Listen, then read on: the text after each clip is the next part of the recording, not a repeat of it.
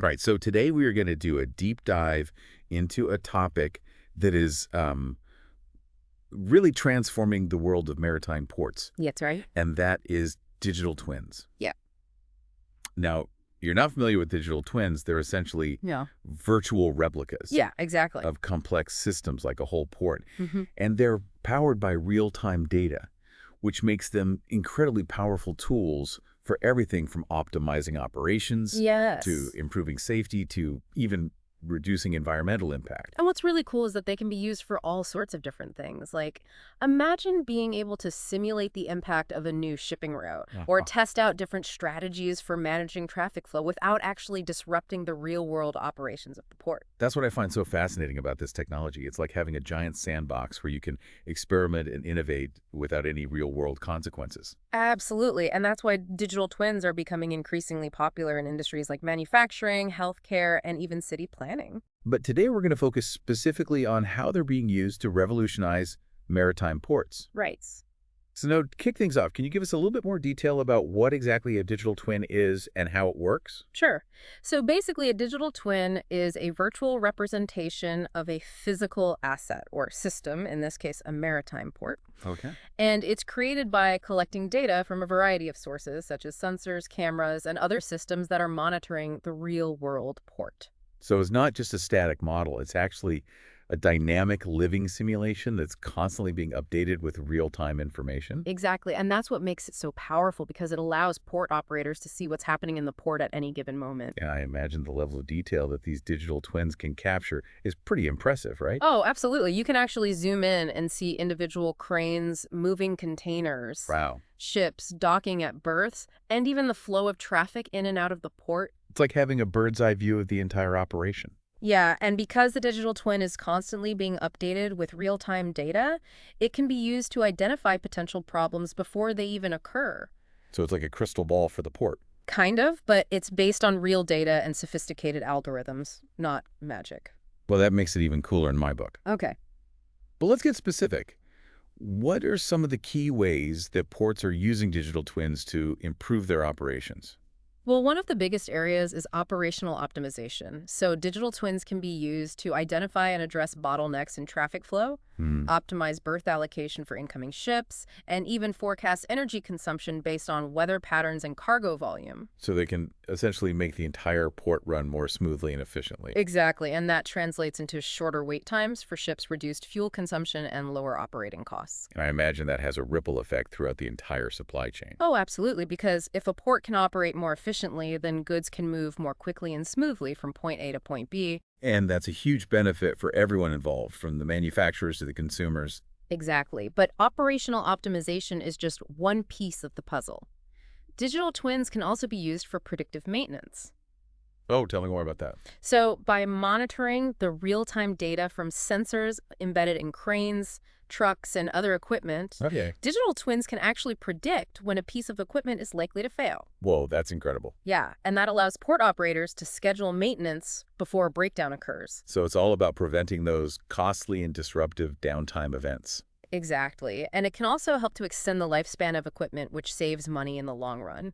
It's like having a virtual mechanic on call 24/7. Pretty much. But we can't talk about the benefits of digital twins without mentioning sustainability, Absolutely. because this technology has the potential to make ports much more environmentally friendly. Yeah, for sure. So one of the most exciting applications of digital twins is in the realm of energy efficiency and emissions reduction. Hmm. I'm really curious to hear more about this. What are some of the specific ways that ports are using digital twins to go green? Well, for example, they can simulate the impact of installing solar panels on terminal rooftops. Oh, that's a great idea. Or they can optimize the routes of container cranes to minimize fuel consumption.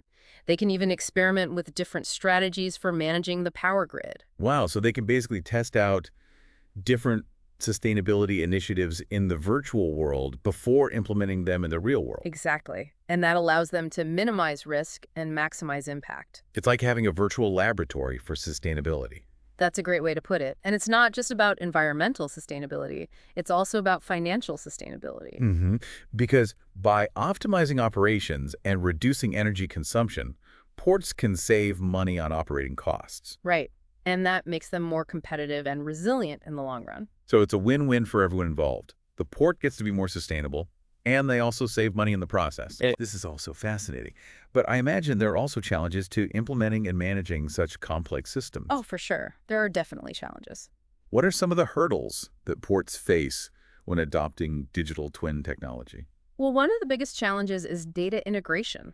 Ports have to gather and harmonize data from a multitude of sources, often using different formats and protocols. Yeah, I can imagine that's a logistical nightmare. It can be, and it requires robust data infrastructure, standardized data models, and a high level of expertise to manage the complexity. It sounds like building a digital twin is not just about technology, it's also about creating a culture of data-driven decision-making and collaboration across different departments and stakeholders. Absolutely. It requires a ship-in mindset and a willingness to embrace new ways of working. But as you said earlier, the potential rewards are significant. Yes. And as the technology matures and becomes more accessible, we can expect to see even wider adoption of digital twins in the maritime industry. Definitely. I think we're just scratching the surface of what's possible with this technology. It's clear that this technology has the potential to revolutionize the way ports operate, making them more efficient, sustainable, and resilient. And that's good news for everyone who relies on the global supply chain. But let's get into some real-world examples. In the next part of our deep dive, we'll explore how specific ports around the world are already leveraging digital twins Okay. to tackle their unique challenges and achieve remarkable results. Sounds good. I'm looking forward to it. Okay, so let's talk about some specific ports that are already using digital twins. Yeah. Where should we start? Well, the Port of Rotterdam in the Netherlands is a great example. They've been using a digital twin for a few years now. Oh yeah, Rotterdam. Mm. I've heard they're really ahead of the curve when it comes to this kind of technology. They are. They're actually one of the pioneers in this field. So what are they using their digital twin for? Well, one of their biggest challenges was optimizing the flow of trucks in and out of the port. Oh, I can imagine that's a nightmare with so many trucks coming and going all the time. It was a major bottleneck, and it was costing them a lot of time and money. So how did the digital twin help? Well, they started by integrating data from GPS trackers on all the trucks, Okay. so they could see exactly where each truck was in real time. That's a lot of data. It is, but they didn't stop there. They also incorporated data from traffic cameras, weather sensors, Wow. and even the schedules of ships arriving and departing. So they have this incredibly detailed view of the entire port ecosystem. Exactly. And that allowed them to identify patterns and trends that they would never have been able to see before. So they could see where the bottlenecks were happening. Mm-hmm. And they could start to experiment with different ways to address them. Like what? Well, for example, they could try out different truck routing algorithms, Oh, okay. adjust traffic light timings, and even simulate the impact of implementing dedicated truck lanes. So they could test out different solutions in the virtual world. Yeah, without actually disrupting the real-world flow of traffic. That's brilliant. It is. And it's allowed them to make significant improvements in truck turnaround times. I bet that made a big difference. It did. They've also been able to reduce congestion and emissions. So it's a win-win for everyone. Pretty much. That's a really impressive example. But what about other ports around the world? Are they using digital twins in similar ways? Yeah, absolutely. The Port of Singapore is another great example.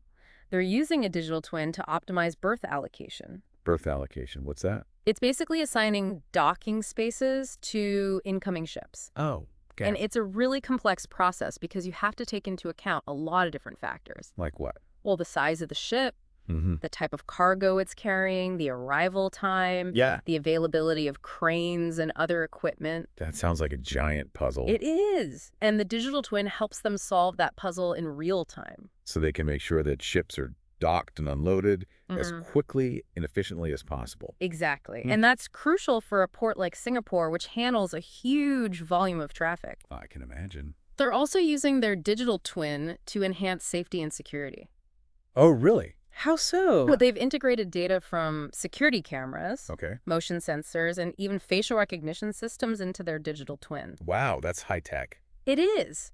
And it allows them to monitor activity across the entire port in real time. So they can spot potential problems before they escalate. Exactly. That's really impressive.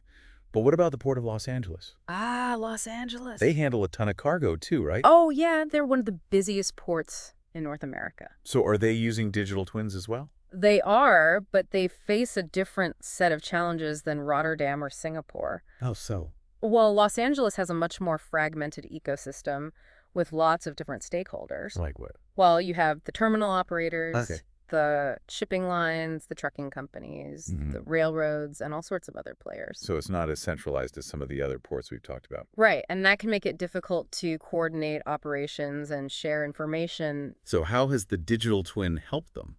Well, it's basically acted as a platform for collaboration. Oh, interesting. So all the different stakeholders can access the same real-time data, and they can use that data to make more informed decisions. So it's about breaking down silos and improving communication. Exactly. And it's been really successful. They've seen significant improvements in efficiency and productivity. That's great to hear. It sounds like digital twins are really starting to make a difference in the maritime industry. They are, and I think we're just going to see more and more ports adopting this technology in the years to come. I'm excited to see what the future holds for digital twins. It seems like the possibilities are endless. They really are. But before we get too carried away, let's talk about some of the challenges and potential downsides of this technology. Yeah, that's important too, Yeah, because no technology is perfect. right. Okay, so we've talked about the present of digital twins. Now let's look ahead. What's coming next? What's the future look like? Well, the future is pretty amazing. AI and ML are going to be huge game changers. They can make these digital twins way smarter. AI, okay. So like artificial intelligence and machine learning, right? Like how are they going to change things? So you know how we talked about them using historical data? Well, imagine a twin that can actually learn and adapt in real time, right now, as things are happening. Whoa, so it's like always getting smarter Yeah. and making better decisions. Yeah, like it could see a problem coming before it even happens. It could shift resources around, Yeah. optimize everything on the fly. So basically a port that's like almost running itself based on all this data and AI. And that's where we're headed. Yeah. And that ties into this whole autonomous systems thing. You know, self-driving trucks, ships that dock themselves. We're already testing some of that. Oh yeah, like those robot chips I saw a video about. Yeah, exactly. The digital twin, with AI, it could actually control all that stuff, not just simulate it, but really run it. Okay, that's both cool and kind of freaky at the same time. But seriously, what does that mean like for the real world, not just sci-fi stuff? Well, think about it. A port that works 24/7, no human mistakes, everything perfectly timed, super efficient. Safer, too, probably. And less pollution maybe, if everything's running that smoothly. Exactly. But, of course, there's the job question. If machines are doing all the work, Yeah, where does that leave people? it's a big question, and it's not simple. Technology always changes jobs, right? Some go away, new ones pop up. So it's like we got to be ready for that shift, train people for the new stuff. Exactly. And make sure that technology benefits everyone, not just a few.